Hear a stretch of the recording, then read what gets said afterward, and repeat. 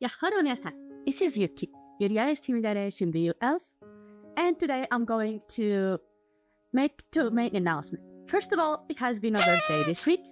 It was on 21 June, and I think it's quite this special occasion because, first of all, it's the summer solstice, which is kind of really a special day in the year. It's the day with the longest daytime hours and the shortest night ever. And also in the Celtic culture, it's often related to dancing around fire, which I think is really cool. The other point, and throughout this video, I will go through giving you some special recommendations for manhwas that have maid as a male lead. I think it's very fun. Like, there are many manhwas and mangas with maids as male leads, but I don't think that every one of them is special or interesting or fun. Sometimes I feel like the plot is repeating itself. So I'm going to try to give you some which are really, really fun. And even if they are a bit typical, then you would have at least one or two reasons to keep reading them till the end. So here am I. I'm 27-year-old now. Which is, I didn't expect myself to say so far. I have had this notion in my mind, like when I was 17-year-old, like people who are 27 are so grown up and they have their lives figured out. They have stable, well-earning jobs and houses and cars. I'm still figuring out ideas about how to go on about my future. If you have career recommendations, still give them to me. I'm always open for new suggestions. So let's leave all this aside. Let's start with my top maid manhwas that I have read so far. And please give me your opinions if you have read any of them, and give some of them a chance if you can. So let's start. So the first one I would like to get started on today is called Beatrice. And Beatrice, it's one of those really, I wouldn't say old, but they are really kind of the very first ones that came online. They are for free, and the fans just got immediately hooked on them. So if you are one of those people who caught on to the reason why Rhaenyra ended up in the Duke's mansion, and also to the time when Dr. Elise was still releasing, then you definitely have come across Beatrice. Well, I didn't read those two while they were out. I actually watched the animation when it was out because I sort of had this really on and off about manhwas and webtoons. Like, I wasn't sure I would be totally into something with colors, but then later on, of course, I changed my mind, and now I'm reading crazy number of them. Like, it's almost like fast food. Like, every day I'm reading at least 70 chapters when I have the right brains and the right energy to do so. So, let's skip over that. So, Beatrice has 110 chapters, and the story is revolving how, around 2 years of hellish marriage, the kingdom of El Pasa falls before the blade of the Empire Archduke, its greatest hero. In order to survive her new enslavement, Princess Beatrice reassumes the guise of Chloe as a slave of the Empire, but then she catches the eye of the very same hero. So just imagine the kind of difficult position she's in. I mean, you are literally doing everything not to catch the attention of the royalties and the people who destroyed your country, and you even end up disguise yourself as the maid, and you still end up under their radar. You can imagine it's extremely difficult position. So what will Chloe do? I suggest that you read the story of Beatrice. So this is my first recommendation. So in order to encourage you to read Beatrice, there are a couple of remarks I would like to add. First one is that something that really struck me when I was reading Beatrice is that the personality of Bea herself, that she's extremely humble, quiet. She really tries to fade away in the air. She's not imposing. She doesn't almost behave like an aristocrat at all. And although you expect her to get easily offended or to, have some sort of this kind of honor of being a next rich person, I think Bea's main goal in the very first 50 chapters, 60 chapters, was just to survive. She just wants to keep being alive, because for her, as long as she's alive, as long as she's still breathing and not dead, then herself and the people who believed in her still have a chance to survive. This was the most important thing for her. Although she was most likely behaving like a maid throughout, like her whole actions and decisions, I think deep down in her heart, the main factor that decides her decisions was that of her wise ruler. Like, she couldn't possibly do anything selfish or extremely egocentric to the point of putting the people who believed in her in danger. And that's why she went ahead with a really humiliating position that she got. And that's why she didn't try to stand out or to, like kind of react to all those annoying moments that the hero tried to put her through. I love how at some point he was like questioning if she was really the royalty he thought he caught. The best way to compare Beatrice's character is to think about Historia from Attack on Titan. And if you think about it, although Historia at some point she played the role of soldier from the protection corps, whatever it is, then you can clearly see that most of her decisions and relationships had been fueled by a public interest or the responsibility that lays on her shoulders rather than just personal choices or personal preference. Go ahead, give it a chance, and then let me know what you think about it. Another reminder before I move on to my next recommendation is that, again, please folks, remember that there is nothing wrong with stopping at any point of the story. If you are already done with them, if you are bored, if you are not in the mood anymore, if something changes in your mind, if you leave it for I don't know how many months or weeks and then come back to it years later, that's fully okay. So now, let's move on to the next recommendation. The next manhwa that I read with the main character as maid was Sincerely I Became a Duke's Maid.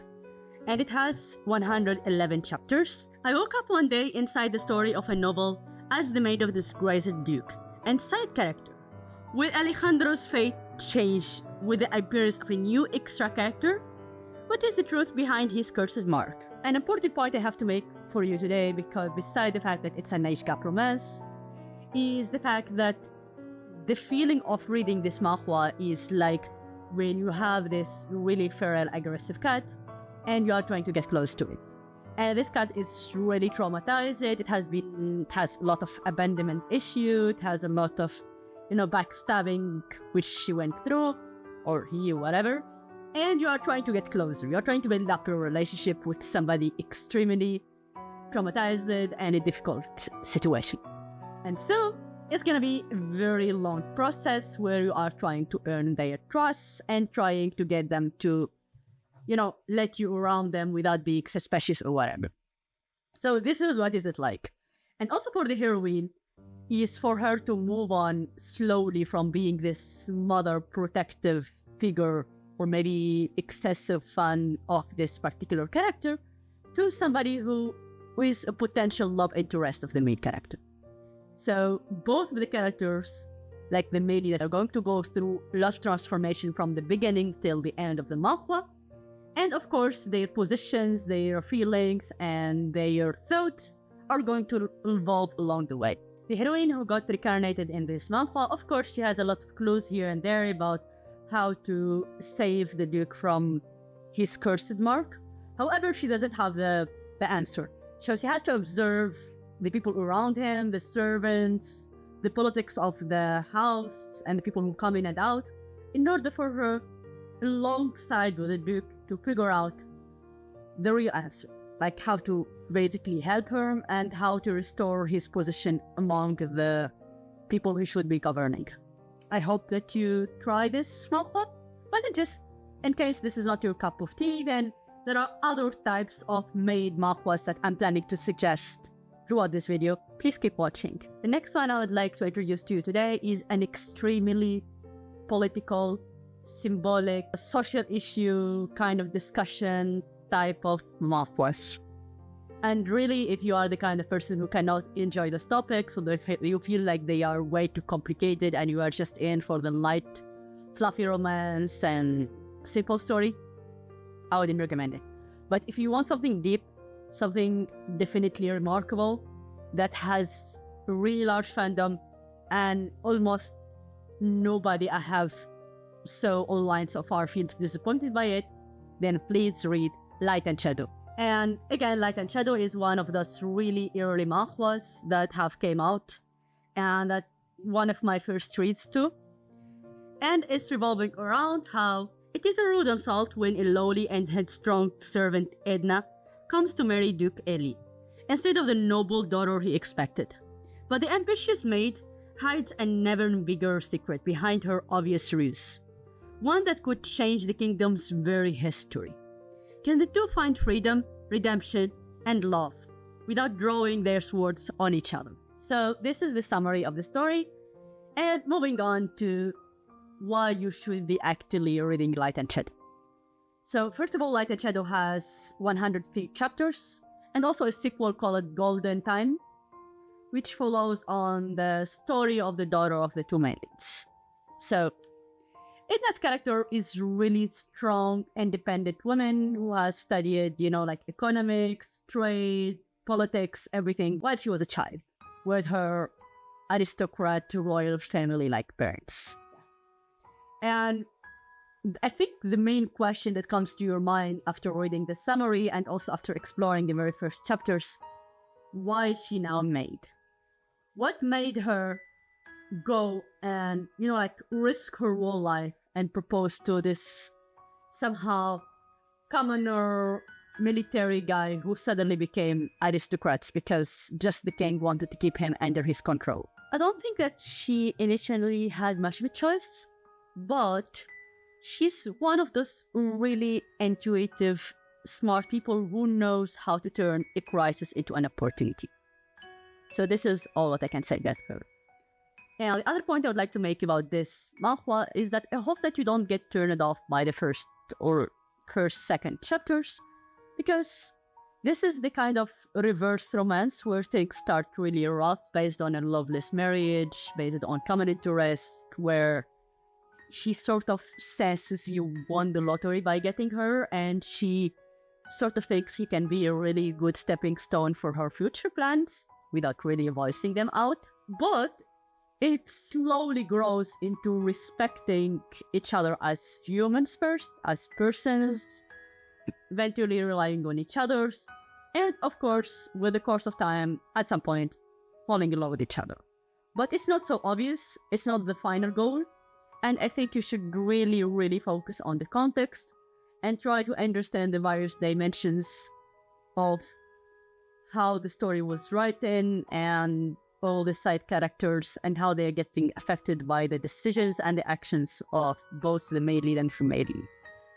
I'm not going to spoil you further, but I hope that you give it a chance and you tell me how you felt about Light and Shadow and also about the sequel, Golden Time. So at this point, I feel like I'm a bit going on to the chronological order of this manhwa.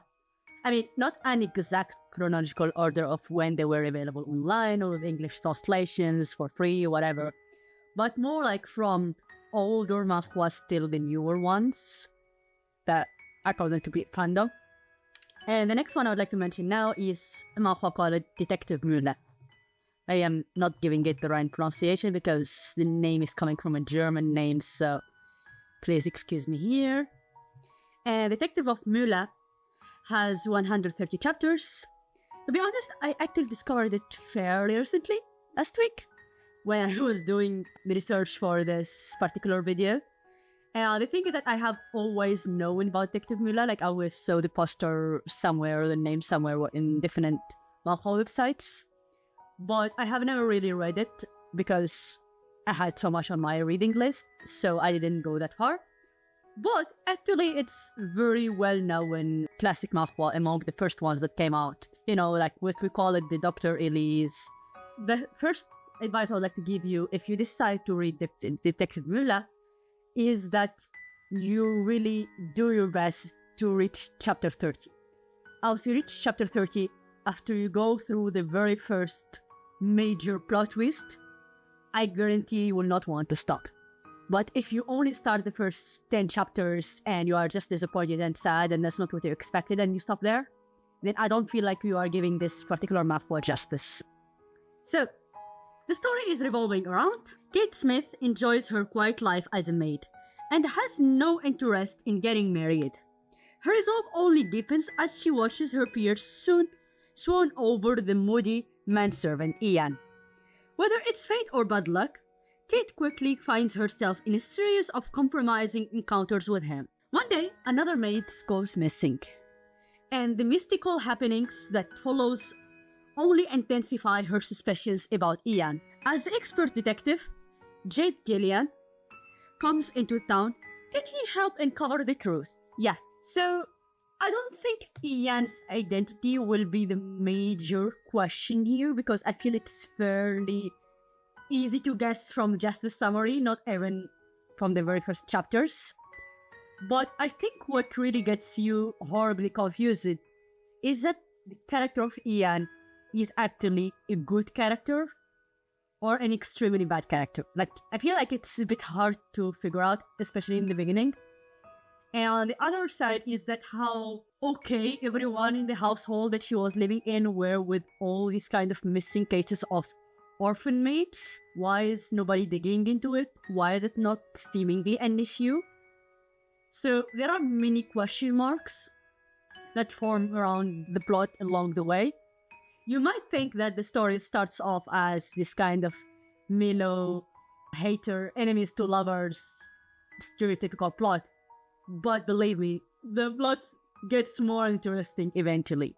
Because based on the title, I was expecting Kate to be more intuitive, more smart, and more proactive into the detective cases, which was not the case for a while, which got me a bit angry. But then, after jumping over the very first big shock I encountered, like the big plot twist, first one, then I was thinking like, yeah, she has potential, guys. Just hire her. Just hire her in the detective agency. Just bring her in. So I was like, gritting my teeth and so annoyed that the plot is not moving in any faster. They wanted to work around the story building, like the world building, the story, the identities of who are these people working in these detective agencies, and how are different cases connected or maybe not exactly connected, in order to bring her in at the crucial moment, like not just out of nowhere. Like they will need to have really strong argument about involving Kate in these cases and how and why and everything. Besides all of that part which I like it, and beside of the enemies to lover kind of romance setting, I think another aspect that I love it about Detective Muiella is that how realistic Kate's approach to her own situation was. Yeah, she's a maid. She's fully aware of it. She's a commoner. She could get her head chopped, or she could get caught up in this kind of conspiracies among the other servants, or, like a head maid or whatever. And she's fully aware of the social classes, let's say social norms in her own society, in the town she used to live in. And even when she moved on to the bigger city, she was not acting like cookie or kind of airheaded or stupid or whatever. I really, really love the way she's thinking and the way she's approaching the situation. Although in the end of the day, she's still a girl and she still has feelings and she still get like heart flutters at certain points. Yeah. So I hope that you give it a chance. Basically because of Kate's personality, not Ian. I don't know, you might like Ian. Personally, I didn't. I'm not there for Ian. I'm there because of Kate. So hope you enjoy it. And let me know if you have any other types of thoughts about it, because I have to keep reading it till the end in order to have full impression. Yeah. But another recommendation that probably you might be interested in, and I mentioned it already in Gender Bender Manhua Part 2 recommendations. It is called The Lady I Served Became Master. And that one in particular also has a situation where the main character is also a maid. I'm not gonna give you now the summary because if you refer back to my older video, then you will see it there. And maybe you'll get a few better ideas. And now moving on to talking about a really, really amazing new manhwa that is called Reborn as a Maid in a Horror Game. And I feel like not only this manhwa is so intriguing and interesting, but also gives you so much the vibes of The Villainess is Destined to Die. If you have read The Villainess is Destined to Die, then you know what I'm speaking about. If not, that I can give you a brief idea about why I'm comparing these two manhwas. First point is that if you have read The Villainess is Destined to Die, it's important to remember that webtoon really hurts your stomach, your heart, your whole body is aching, and it's not made for people who have really sensitive, I would say they are very sensitive to characters' emotions, because it's like you start getting the fear that the main character is feeling in your own body, like this very deep visualization level, as if you are almost have like VR set on your head, and you start having like not being able to breathe, and you are really nervous because you can feel so much from the drawing, from the dialogue, from the monologue, how much the character is terrified and scared for her life. She just wants to survive. She's so much aware of the rules of the game she's fallen in, and she also knows she's technically stuck there and she cannot go back to her world in any way. Even if there are theories around how she may go back to her world, there is no absolute guarantee that she can do so, because any small mistake could get her on the bad side of the main lead and literally get her killed, like officially. So, like, really the major counterpoint between The Villainess is Destined to Die and also the Reborn as a Maid in a horror game. You play the game as Adrian, a fine young man who's also the devil reincarnation. Your goal as Adrian is to kill as many people as possible in order to deter away the Lilith curse. One night, you played the game until you couldn't anymore and found yourself waking up as Hilda, one of Adrian's mates. And just to give you a bit of context, Adrian often kills somebody who's from his servants or maids because it's the easiest crime to cover up, as he's the duke or the lord of the mansion, and his family is so wealthy and they give a lot of donations and charities to the hospitals and to the townspeople.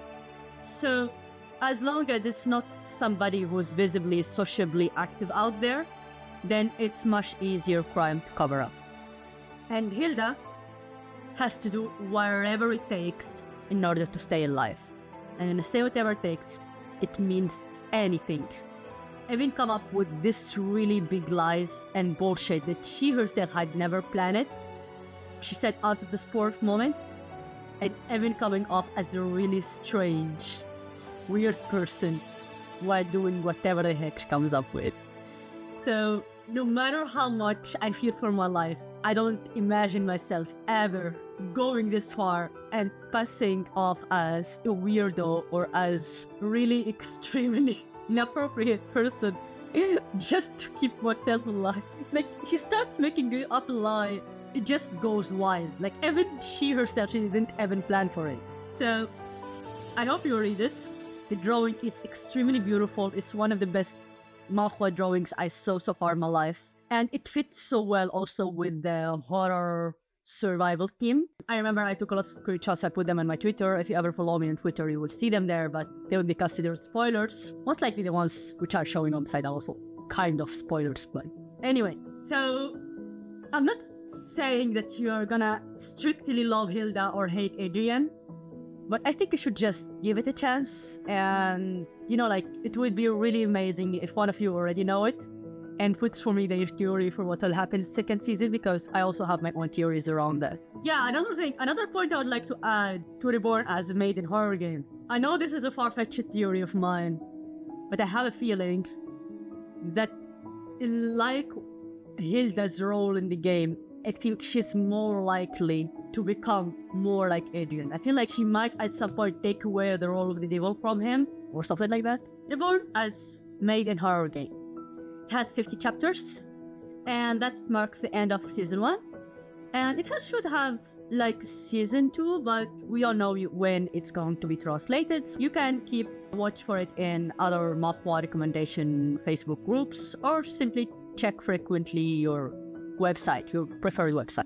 I don't want to spoil you, but really Hilda's character is so unique, and I feel like you will have a lot of fun and a lot of terror while reading and watching this particular manhwa. The drawing is extremely beautiful and extremely suitable for the particular situation. It gives you these little jump scares that you might not expect sometimes, but they are not like major jump scares, so they wouldn't really make you have a heart attack or fall down or anything. To finish this series of birthday special recommendations of maids as main characters, the last one I would like to give you all today is called I Work at a Witch Mansion, and it has only 36 chapters and it is completed. So that's a major leap because most of the manhwas I have recommended so far are all ongoing, and it's really hard to find a finished manhwa. Well, to put it simple, this manhwa in particular doesn't have many arcs. It only have one arc, main story, 36 chapters. It's a very simple, fluffy, heartwarming, and also hopeful manga. Like Reborn as a Maid in a horror game or Villain is Destined to Die, who gives you a lot of goosebumps and fear and anxiety.